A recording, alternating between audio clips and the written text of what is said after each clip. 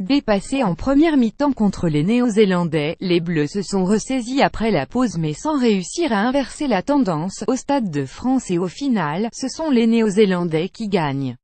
Les All Blacks sont comme chez eux au Stade de France. Ils sont toujours invaincus dans l'enceinte dionysienne. En s'imposant samedi contre les Bleus 3818, ils ont signé une 6e victoire plus un nul en 2002 à Saint-Denis.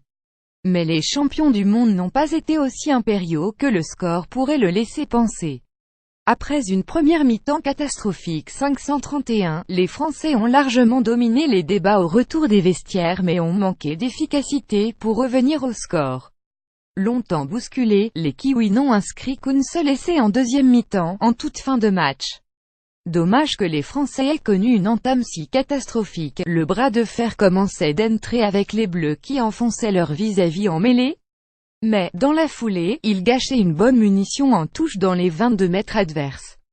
Les coéquipiers de Guirado, bien en place en défense, assénaient quelques plaquages bien rugueux mais les Néo-Zélandais, après avoir été dangereux sur leur première incursion dans le camp bleu, inscrivaient, après une mêlée bien maîtrisée, un essai par leur talonneur Dane Coles 07, 9e. Début de la fin sur un contre-assassin, les doubles champions du monde en titre étaient à deux doigts de doubler la mise 11e. Dans un stade de France amorphe, les Kiwis campaient alors dans les 22 mètres français et Beauden Barrett concrétisait cette domination en passant une pénalité 0-1-0, 16e. L'éclair de Teddy Thomas, la mainmise des hommes en noir, était alors quasiment totale, avec un nouvel essai inscrit par Naolo 0-1-7, 21e, suite à une série de mêlées où les Bleus étaient en souffrance. Mais les Français ne baissaient pas les bras et réduisaient la marque grâce à Teddy Thomas qui marquait en bout de ligne 517, 26e. Avant la pause, Slimani, à la faute en mêlée, écopait d'un carton jaune et Poirot était obligé de sortir pour subir un protocole commotion 35e. Et, comme à la parade, Crotty était à la réception d'un bijou de coup de pied à suivre de Sonny Bill Williams, pour déjà le troisième essai des Blacks 524, 36e. Avant que Kahn en ajoutait même un quatrième, à la conclusion d'un contre imparable après une faute française 531, 39e.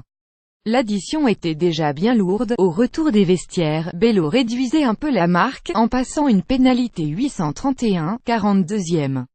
Antoine Dupont, en vue depuis le début du match, essayait bien de dynamiser le jeu des Bleus, à l'image de sa percée rageuse de la 46e minute, mais il était l'un des seuls à rivaliser avec les Kiwis.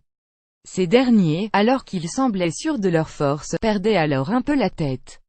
Sonny Bill Williams, à la réception d'un coup de pied dans son embut, volleyait la balle en ballon mort.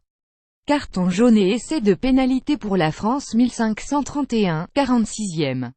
Une grosse baisse de régime des coéquipiers de Kieran Read obligé de céder sa place 47e sanctionnée par une pénalité de Bello 1831, 52e.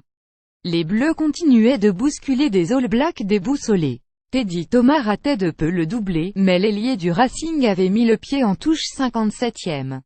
Les joueurs de Noves ne relâchaient pas leur étreinte sans toutefois faire céder les Néo-Zélandais. La partie perdait alors en intensité ce qu'elle gagnait en agressivité, les esprits s'échauffant à plusieurs reprises. Contre le cours du jeu, les Kiwis marquaient un dernier essai dans les ultimes instants par Naolo 1838, 80e. Dès mardi, la France et la Nouvelle-Zélande se retrouveront à Lyon 18h45 pour un match un peu spécial, voulu au dernier moment par Bernard Laporte. Une rencontre, disputée avec des équipes bis sans aucun des joueurs ayant joué ce premier match, qui ne sera pas comptabilisé comme un test match et qui ne comptera donc pas comme une sélection pour les joueurs. Un événement bizarre. Un peu comme le match à deux visages de samedi au Stade de France.